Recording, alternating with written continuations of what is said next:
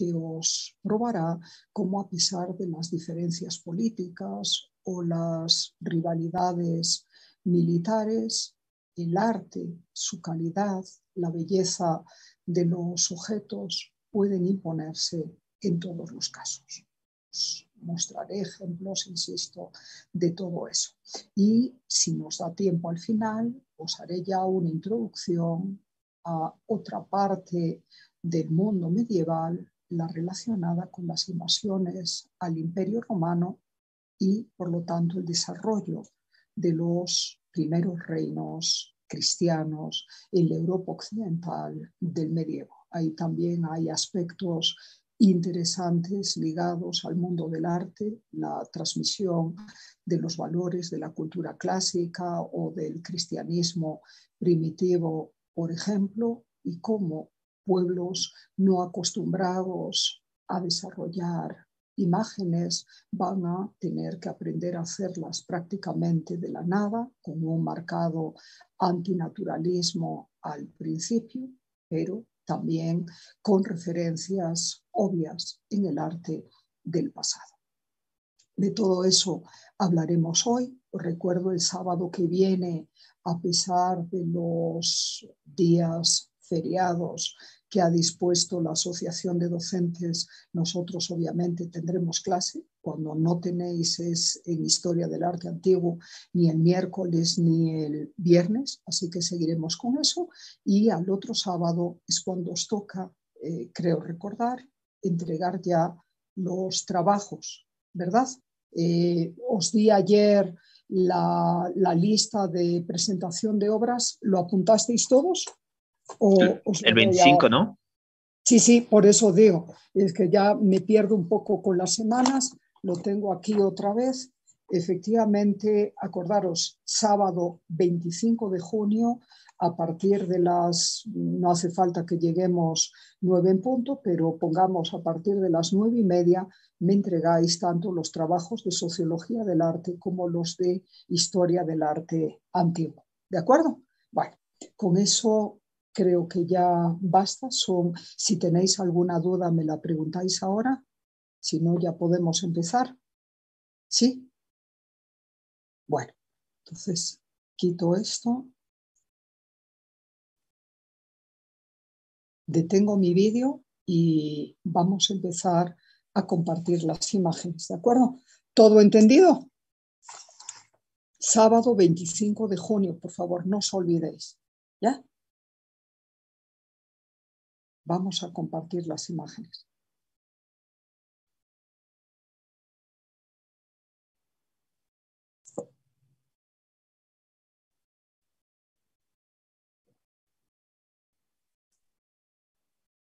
Otra vez. Lo tengo preparado, pero igual. ¿Estáis oyendo? Sí, doctor. Vale. Ponemos enseguida el modo de presentación. Bueno, la semana pasada ya os había mostrado cómo la admiración por la ciencia, especialmente, y también la historia o la filosofía del mundo antiguo, particularmente el greco-latino, dejó vivas muestras en el arte del medievo, tanto en el cristiano como en el islámico.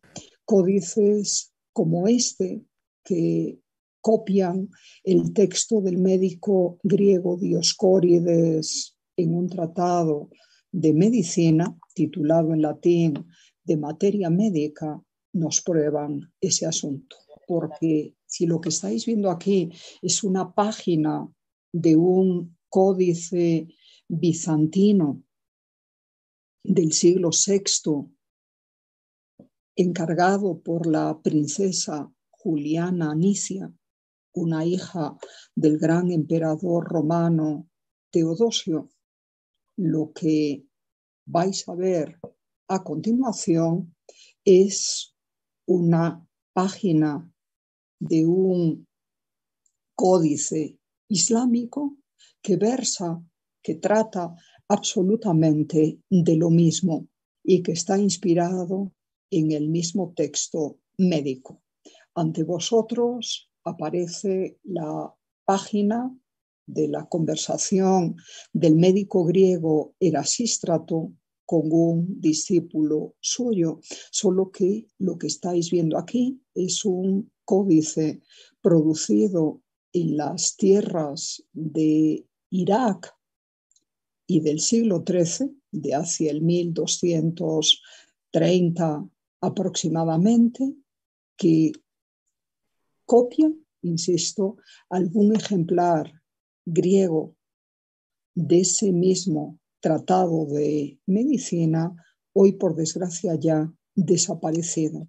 Así que, como veis, tanto a los cristianos como a los musulmanes les interesó esa disciplina médica y en concreto lo que Dioscórides pudiera explicar de ella, y unos y otros a su manera tradujeron el texto griego, lo escribieron con su propia grafía, en este caso en árabe, y lo complementaron con ilustraciones de signo completamente, diferente. No solo porque en la página anterior lo que veíais era la representación de una planta medicinal y aquí veis a dos médicos conversando, sino porque el influjo chino que se advierte en esta miniatura musulmana es más que evidente. Lo advertís en el tratamiento de las caras, en esos cabellos y barbas lacias, especialmente en el caso del discípulo de Erasístrato, en la decoración con flores de peonías de las túnicas de ambos médicos y en general en los rasgos de ojos achinados, rasgados de los personajes. Como alumnos de primer curso, que todavía no habéis estudiado ni el arte musulmán, ni supongo que menos os habréis documentado sobre arte chino o sobre la difusión de la cultura china a lo largo del medievo, eso puede extrañaros. Desde el punto de vista histórico, tiene una perfecta explicación si consideráis que los mercaderes musulmanes a partir del siglo VII accedieron en forma más directa a los productos de lujo venidos del Extremo Oriente, venidos de China, a través de la ruta de la seda, que os recuerdo ya había quedado establecida durante la dinastía Han. Han se escribe con H al principio, una dinastía que finalizó hacia el 200 después de Cristo, y os hago otro paréntesis para aclararos que la ruta de la seda ya existía, por lo tanto también durante el Imperio Romano, y llevaba la preciosa seda, pero también productos en laca, en jade, perlas y otras exquisiteces del Oriente a los puertos del Mediterráneo a través de esa ruta caravanera que atravesaba toda Asia y que ponía en contacto comercial, por más que no se conocieran los emperadores para nada, al imperio chino de los Han y los imperios chinos posteriores con el imperio romano. Y esa ruta comercial que se estableció en aquel entonces se mantuvo completamente activa a lo largo de la Edad Media, solo que a partir de la expansión árabe por las tierras del Próximo y del Medio Oriente desde el siglo VII, fueron esencialmente mercaderes árabes, mercaderes convertidos al Islam y mercaderes de origen chino los que la controlaron. Por lo tanto, el papel, y eso os interesa como estudiantes de arte, que junto con la tinta llamada china, en realidad se producía en la India, y los grabados de los que os tendré que hablar el año que viene son inventos en principio chinos.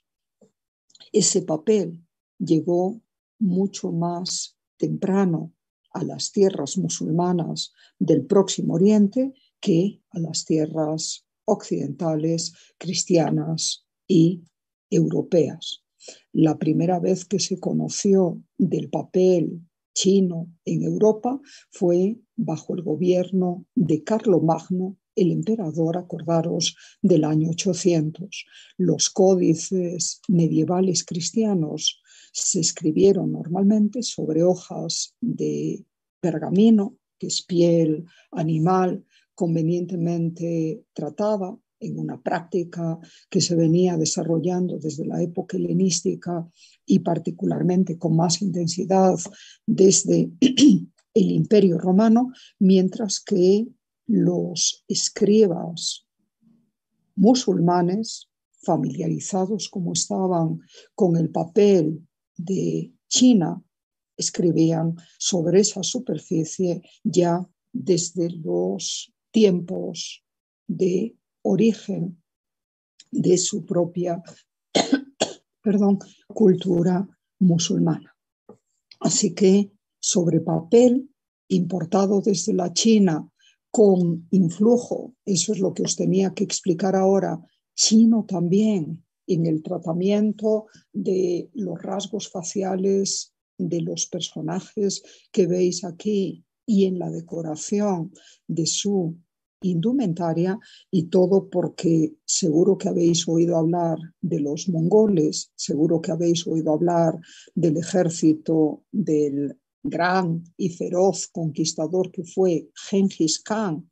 Gengis Khan era el jefe de esa tribu de los mongoles. Acordaros, Mongolia es el país vecino a China, precisamente por el norte. Pues bien, los mongoles consiguieron conquistar primero el imperio chino en época de Gengis Khan a comienzos del siglo XIII, eso es plena Edad Media, cuando aquí en América os ubico, se estaban empezando a desarrollar en la parte sur el imperio de los incas y en la parte norte central el imperio azteca. Todo esto, acordaros, es contemporáneo rigurosamente a Gengis Khan y a la expansión del pueblo mongol, primero por Extremo Oriente, y una vez conquistado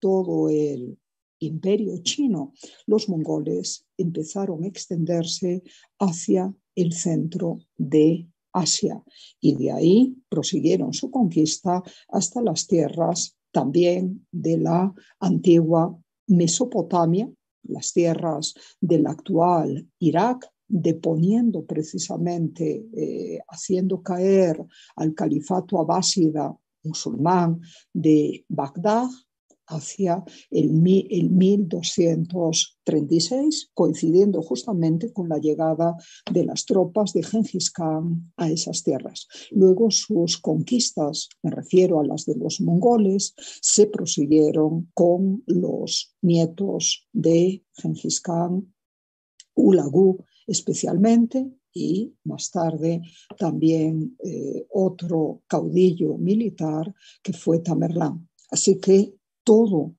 el territorio musulmán de lo que hoy es Irak, Irán y los países vecinos, pensad en Afganistán, por ejemplo, Uzbekistán y demás, fue conquistado por los mongoles en el siglo XIII. Con la llegada de los mongoles, que a su vez habían recibido, ellos eran una tribu culturalmente atrasada respecto al desarrollo del imperio chino vecino, habían recibido toda la influencia china con la conquista de su territorio, se favoreció el influjo también chino en el arte musulmán. Y eso es lo que veis precisamente en esta página. Ya los musulmanes estaban acostumbrados, estaban familiarizados a través de las telas de seda que les llegaban, a través de las decoraciones de la porcelana que no os mencioné antes y que en su calidad era una mercancía muy apreciada, a través también de las decoraciones talladas en los marfiles, por ejemplo, o hechas con laca, y de lo que pudiera llegar también en papel desde la China, estaban acostumbrados a ver este tipo de diseños. Así que no tiene mucho de extraño que a partir del siglo XIII, que es cuando se comienza en forma continuada la miniatura islámica, es decir, la aplicación de ilustraciones a textos fundamentalmente de carácter científico, de carácter histórico, de carácter literario, que, insisto, esos rasgos visuales de la cultura extremo oriental, de la cultura china, se impongan en los códices islámicos. Y este es el resultado. Dios, no sé qué me pasa en la garganta. El libro es un libro de origen griego. El texto viene de un médico que escribió para los romanos en el siglo I, pero el tratamiento de la imagen, como veis, es de clara influencia oriental. Os lo menciono para que veáis hasta qué punto los contactos entre distintas culturas pueden modificar o propiciar distintas formas de arte. También esta página me sirve para recordaros que si bien la cultura islámica, siguiendo a rajatabla el precepto del segundo mandamiento de la ley mosaica, es marcadamente anicónica, es decir, contraria a las imágenes en los espacios y obras de carácter sagrado, y ya os lo aviso y lo comprobaréis luego, no vais a encontrar jamás una representación humana o animal en una mezquita, en un mausoleo, en un centro de estudios coránico, islámico o en las decoraciones del libro sagrado de los musulmanes, que es precisamente el Corán. Si bien eso es cierto y muy cierto en contextos profanos, es decir, civiles, seculares, acordaros que son términos similares, equivalentes, no se prohíbe la figuración, no se prohíbe, como veis aquí, la representación de figuras animadas, siempre y cuando éstas eviten ser naturalistas y, por lo tanto, confundirse con seres reales. Para los musulmanes, Dios, al que ellos en árabe llaman Alá, es el creador supremo de todas las cosas. El hombre, hombre y mujer, es su criatura. Sería un acto de soberbia y de orgullo abominable en su concepción de la religión el que el hombre pretendiera usurpar las funciones de Dios en tanto que creador. Y por lo tanto, si hay que representar figuras, porque precisamente lo amerita, en este caso, el texto que se está copiando, porque en el original, que sirve de modelo al calígrafo árabe, también ya había imágenes, estas deben de resultar lo más aplanadas posibles. Como veis, el espacio es indefinido, completamente neutro, las figuras no proyectan ningún tipo de sombra en el espacio y el parecido con la realidad es bastante limitado. Hay unas reglas de representación que van a tener muy en cuenta para nosotros, obviamente, artistas musulmanes, y esas reglas de representación, la planitud de la imagen, el perfilado de la misma para recortarla contra el espacio, la escasa sensación de volumen a pesar del tenue sombreado, matización tonal que veis en los rostros de los personajes, son bastante evidentes e, insisto, evitan cualquier confusión con personas de verdad. Con lo cual, el calígrafo que hizo esto no ofende a Dios porque, insisto, el aspecto de las imágenes no parece auténtico, no parece naturalista, no parece tan verdadero como vemos en los seres humanos de carne y hueso. Obviamente no sabéis nada del arte islámico y yo aquí os tengo que hablar de otras cosas, pero como futuros diseñadores y artistas visuales que vais a ser, supongo que os pueden interesar las cuestiones relacionadas con el uso de la imagen y entonces tengo que detenerme un poquito en este aspecto y hablaros justamente de los principios que en torno a ella afectan a la cultura islámica. Seguro que habéis oído hablar de Mahoma, ¿sí o no? Sí, ¿verdad? Sí, doctor. Os pregunto, y sabéis que Mahoma es el fundador de la religión musulmana, no es su Dios, por favor, jamás lo confundáis. En el periodo medieval, algunos cristianos brutos confundían a Mahoma con Alá y justamente eso les servía para despreciar a los musulmanes. Podrían no quererlos por otras cosas, pero los musulmanes jamás reverenciaron como Dios a Mahoma. De hecho, el principio fundamental del credo islámico, el primer pilar de su fe, es que no hay más Dios que Dios. Dios es Alá en árabe, no es el nombre de ningún diosecillo en particular, es el Dios eterno, es el Dios único, es para ellos el Dios verdadero, no hay más Dios que Alá y Mahoma es su profeta. Eso es en lo que creen como pilar fundamental todos los musulmanes. Pues bien, Mahoma predicó esta nueva religión a comienzos del siglo VII de lo que sería la era cristiana, por lo tanto el islamismo es posterior al cristianismo y toma elementos de esa cultura religiosa, igual que toma otros del judaísmo, del que también derivó en parte, reconociendo toda la revelación a través de los profetas del Antiguo Testamento, el cristianismo.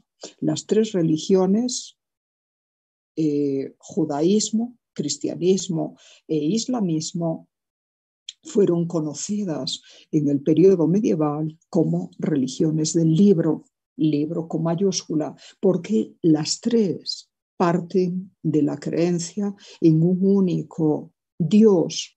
Abominan las tres del politeísmo, un Dios que se revela a la humanidad a través de los profetas y que nos permite hablar de ese Dios y de su guía o protección para el pueblo que en él cree.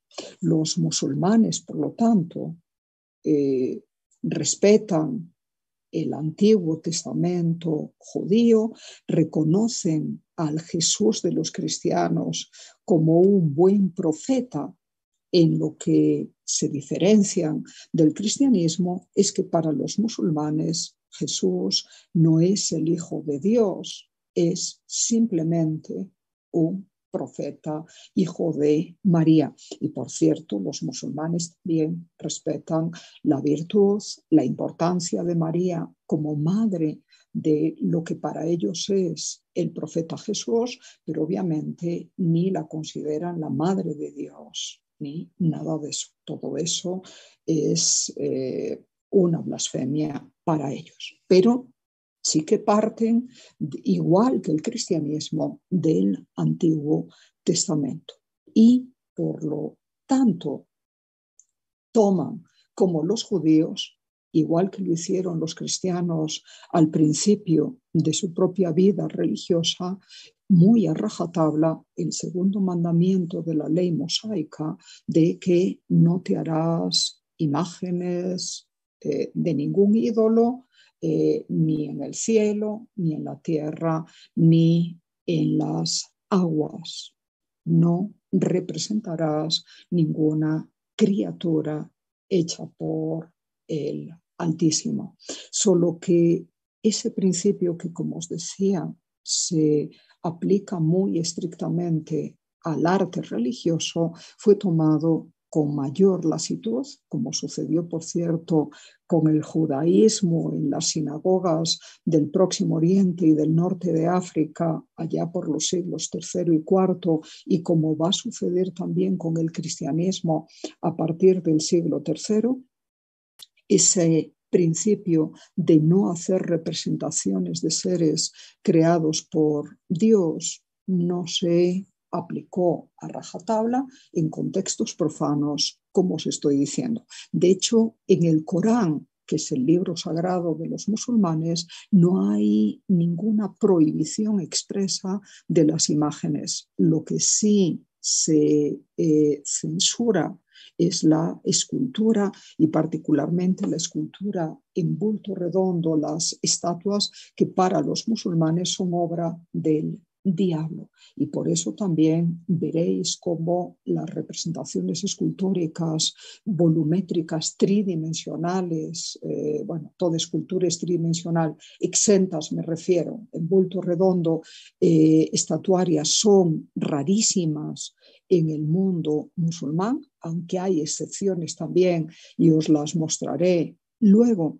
Pero, como os digo, al no decirse concretamente nada acerca de la prohibición de las pinturas por el contacto con los pueblos cristianos que los musulmanes, que los árabes en su expansión fueron conquistando, se consideró que la imagen, la representación, si era para aclarar un texto, si era para complementar una idea, si era para recordar algo o para hacer propaganda de algo, en contextos políticos no era tan mala. Porque, como os digo, además, el texto del Corán no decía nada expresamente. Sabemos que cuando Mahoma conquistó la Meca, la ciudad donde había nacido y de la que había salido huyendo en el año 622 de la era cristiana, que es el año 1 del calendario islámico, cuando Mahoma con sus guerreros conquistó la Meca, os decía, en el año 630, ordenó destruir todos los ídolos, y había como unos 300 de muy diversas religiones, en el santuario de la Kaaba, que era un santuario pre-islámico, existente ahí en la ciudad árabe de la Meca ya desde antes de Mahoma. Pero una tradición musulmana dice que cuando sus fieles se disponían a destruir también un icono, el otro día en la clase anterior os hablé de los iconos donde se representaba a la Virgen María con el niño Jesús, Mahoma lo prohibió expresamente, protegiéndolo con sus propias manos, mientras que en cambio mandó destruir pinturas, murales que había por ahí conectadas con representaciones judías o de otras religiones, y mandó, eso sí, destruir todas las estatuas de dioses que se conservaban en la Kaaba. Es posible que esa protección al icono de la Madre de Dios fuera una señal conciliatoria para con la población antigua cristiana recientemente convertida al islamismo por voluntad o por fuerza. El caso es que aparentemente no se destruyó ese icono, y a lo largo del periodo medieval, si bien los musulmanes no favorecieron las imágenes y las tuvieron completamente prohibidas en sus santuarios religiosos, como os decía, lo cierto es que permitieron a los cristianos en sus lugares de origen mantener su culto, y, como os decía, el trabajo de la ilustración de los libros y en la decoración de algunos palacios se sirvieron de las imágenes, o por lo menos las toleraron desde el siglo VII en adelante. Parece que fue más tarde, ya en época de la dinastía abásida, que tuvo su capital en Bagdad, cuando hubo un mayor rigorismo, quizás impulsado por la conversión de judíos al islamismo. Los judíos aborrecían más las imágenes que los propios musulmanes, y por supuesto que los cristianos. Es imposible entender el arte cristiano sin imágenes y sin el valor, como os decía, memorialista o simbólico de las mismas. Pero en el mundo islámico, como os decía, si bien las imágenes de personas o de animales no abundan tanto como en el mundo cristiano, tampoco son prohibidas en contextos, insisto, profanos o seculares. Se entiende que a fuerza de copiar textos científicos del griego y traducirlos a la lengua árabe, como esos textos griegos, y acordaros que en la mitad oriental del Mediterráneo, en las tierras del Próximo Oriente, antes de la expansión musulmana, se hablaba griego. Acordaros de eso por las conquistas de Alejandro Magno.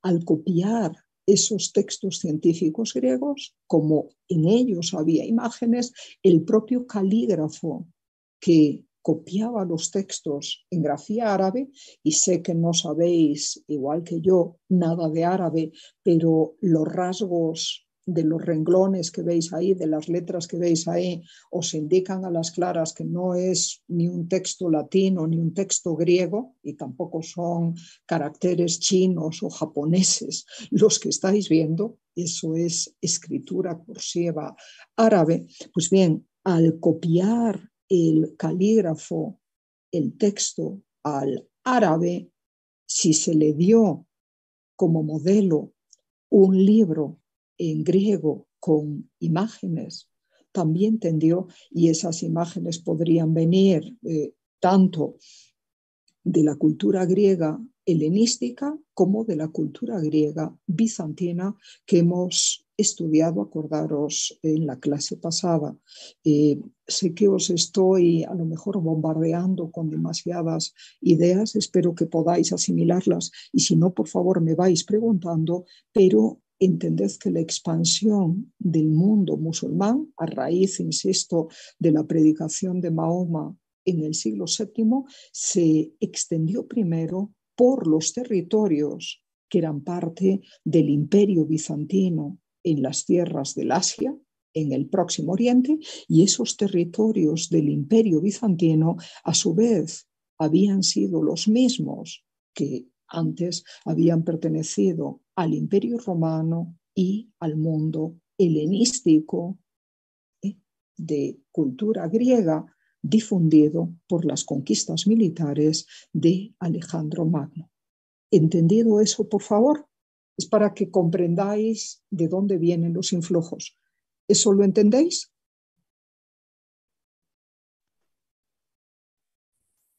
¿Hola? Hola, doctora. Sí, está comprendido por mi parte. Sí. De acuerdo. Bueno, es para verlo. Y entonces, como os decía, el calígrafo que copió todo esto pudo tener a su disposición una copia en griego del Tratado de Medicina de Dioscórides, pero hecha durante la primera Edad de Oro bizantina, como sucedía con el códice promovido por la princesa Aniana o Juliana Nicia, que ahora mismo estáis viendo. ¿Os dais cuenta? Aquí todo el texto está en griego y aquí veis la ilustración de una planta medicinal, pero en estos textos bizantinos escritos en griego de la primera Edad de Oro o incluso de la segunda Edad de Oro, fue el tratado de medicina más popular, acordaros, más afamado de toda la Edad Media, el que estáis viendo ahora mismo. Podía tener también representaciones de médicos, igual que los libros de poesía, por ejemplo, la Eneida o las bucólicas de Virgilio, etcétera, tenían las representaciones de los autores literarios de los mismos. ¿De acuerdo? Así que en este tratado de medicina también se representaban médicos ilustres de la antigua Grecia. Y es eso lo que se está copiando aquí. Y entonces os decía, en el mundo musulmán la imagen no fue jamás tan importante como la escritura. Para los musulmanes, la caligrafía es la primera de las artes, es la más noble de las artes. De hecho, hay un adagio musulmán que dice que la pureza de la escritura refleja la pureza del alma. Entonces, el escriba que con cuidadito y en árabe está copiando todo ese texto griego, si en el modelo griego que le dieron había imágenes de personas, las transcribió a su propio lenguaje figurativo, influido como estaba por el arte chino, a través de esa ruta comercial, a través de la llegada de productos chinos decorados con imágenes, como os decía antes. Y este es el resultado. Sabemos que los primeros ejemplos de miniatura, y entendemos por miniatura ilustración de libros, ¿acordáis?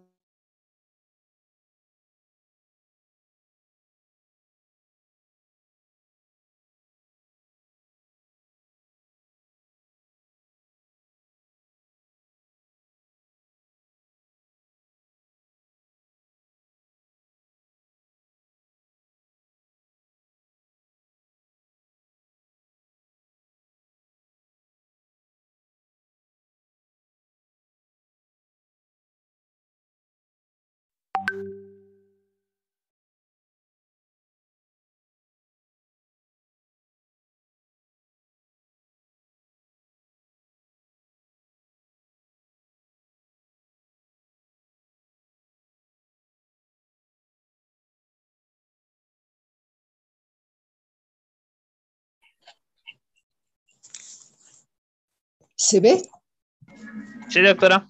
Perfecto. Os decía, sabemos que las primeras ilustraciones musulmanas se aplicaron a tratados de astronomía, libros también científicos, como el Tratado de las Estrellas Fijas que escribió Al-Sufi, un astrónomo árabe importante, en base a los conocimientos previos de griegos y también de egipcios y caldeos. Acordaros que la astronomía fue una disciplina muy importante en la antigüedad mesopotámica y también en la antigüedad clásica griega y romana. Y las primeras ilustraciones musulmanas son muy sencillitas. Justamente en un tratado de astronomía se pueden representar las constelaciones del zodíaco, que como su nombre indica, agrupan estrellas en donde los que las contemplan intuyen formas animales, y por eso hablamos de la constelación de Tauro o de Leo o de Piscis o de Capricornio, o formas vagamente humanas como la de Acuario o la de la Virgen, etc.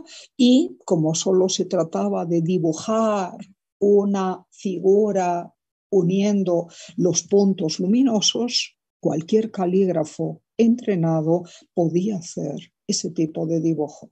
Y son ilustraciones. Hay un tratado de estrellas viejas que se escribió en el siglo X y que ya tenía figuras musulmanas producidas en el entorno de Bagdad allá por comienzos del siglo XI. Pero es un caso un tanto excepcional. A partir del siglo XIII es cuando, y especialmente con la conquista mongola del territorio del Medio Oriente, es cuando se intensifica el desarrollo de la miniatura musulmana, pero siempre, como os digo, aplicada a textos científicos o a textos literarios o a textos históricos y jamás a textos de carácter religioso como es el Corán. Y cuando se hacen las ilustraciones se parte de una doble influencia. Por un lado, el modelo normalmente griego del presente griego-bizantino presente en el libro científico que se está copiando, y en segundo lugar la influencia china, como estáis viendo ahora mismo, manteniendo esas reglas de que las figuras no parezcan demasiado reales y no se confundan con la obra divina. Esos contactos con China y esa profunda influencia china en la miniatura islámica, que alcanzará puntos culminantes en el siglo XV y en el siglo XVI en la Persia gobernada por los reyes de la dinastía safávida, en la India mogol contemporánea y en la Turquía de los otomanes. Y os preciso, los siglos de gloria de la miniatura islámica están fundamentalmente entre el siglo XV y el siglo XVIII. Esa influencia china presente en la miniatura persa, y acordaros, el territorio persa es el del actual Irán, se manifiesta muy bien en esta preciosa miniatura que nos muestra una caravana de mercaderes transportando porcelana china. Ya os he hablado de la ruta de la seda. Ahora el influjo chino es por partida doble en la temática, en ese comercio de productos de lujo como la porcelana que se exportaban desde China hasta el centro de Asia, hasta el Próximo Oriente, hasta incluso el territorio cristiano europeo. Y en segundo lugar, todos los rasgos chinos que veis en las mujeres y en los mercaderes varones que forman parte de esta comitiva. De hecho, hasta los vestidos, fijaros en las túnicas, fijaros en los abrigos, fijaros en los peinados, son completamente chinos. Si no fuera por el texto. Os lo enseño aquí en esos dos recuadros superiores sobre fondo dorado, fondo castaño, en árabe que estáis viendo.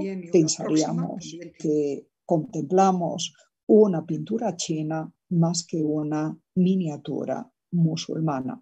Hasta el tratamiento del paisaje, de las rocas, de las plantas, de los árboles, es de influjo chino.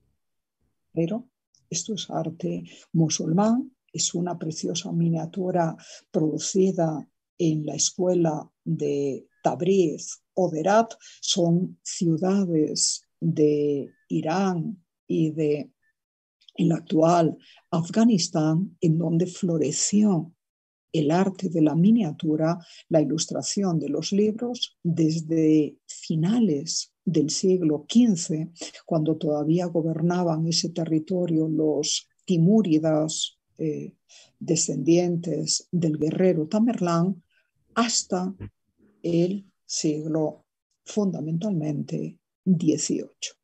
Y el influjo oriental es más que evidente. Respecto a la importancia de la miniatura en la cultura musulmana, os debo de advertir que con el tiempo fue muy admirada, y en la época a la que pertenece esta miniatura en particular fue coleccionada por los gobernantes. De hecho, de las escuelas de Herat y de Tabriz tenemos nombres de maestros miniaturistas sumamente destacados. El más importante quizás fue Bizat, pero junto con él hubo otros. Bizat vivió, por ejemplo, en la segunda mitad del siglo XV. Murió a comienzos del siglo XVI. Fue el director de una especie de academia de miniatura de pintores desde el 1469 y hasta que los safávidas, que será la nueva dinastía persa, suplantaron a los timúridas y establecieron su capital en Tabriz, que queda en el noroeste de Persia, en el 1506. Y él fue el más famoso representante de esa escuela. Hubo otros miniaturistas destacados por la misma época y sabemos que sus miniaturas eran coleccionadas en álbumes por los gobernantes a cargo, primero por los reyes timúridas, os decía, y luego también por los reyes safávidas. Y la escuela de, como os decía antes, Herat, pasó a Tabriz con el cambio de capital, y allá Bizat, y bajo los safávidas, continuó su trabajo.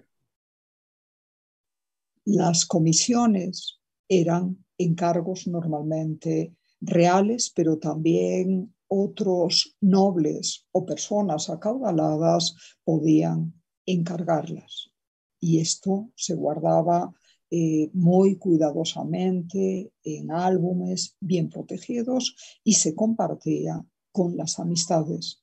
Al ser ilustraciones pequeñas, podían ser fácilmente guardadas, protegidas del sol, trasladadas de un lugar a otro en los viajes. ¿De acuerdo? Y todo esto nos prueba que el anonimato, si bien es bastante habitual en las artes medievales, tuvo sus excepciones, tanto en el mundo musulmán como en el mundo cristiano. Los trabajos más refinados, los más apreciados, sí que se recordaban, tanto en arquitectura, y lo veréis enseguida, como en el mundo de la miniatura. Y en la Y en el mundo de la representación de las imágenes, siempre la miniatura estuvo por encima de la pintura mural o del mosaico, más asociados con labores de albañilería. Había rangos en los oficios de entonces, igual que lo hay hoy. Os decía antes, el arte del calígrafo era el más apreciado porque con la escritura se puede evocar la palabra de Dios, se pueden recordar grandes acontecimientos, se pueden transmitir conocimientos en el orden científico, en el orden histórico, en el orden, como os digo, literario, y al estar la miniatura asociada a la caligrafía y entendemos en un principio, eran los propios calígrafos los que hacían dibujos sencillitos, ya para la época timúrida y para la época safávida había miniaturistas profesionales como este Bizaz del que os estoy hablando, o el Aka musulmán. Hay varios más, pero bueno, con un nombre sencillo ya tenéis una idea de todos ellos. ¿De acuerdo? Entonces, conocemos nombres de algunos miniaturistas destacados, especialmente en la Persia en torno al 1500 y en la Persia del siglo XVI, y en el caso de los miniaturistas formados en esas academias de Herat o de Tabriz, como os decía antes. Perdón, creo que esto lo tengo que reducir para poder avanzar. En el caso de los decoradores de los grandes edificios, no contamos con esos nombres, pero sí que os hablaré de algunos arquitectos musulmanes, turcos o mogoles particularmente famosos.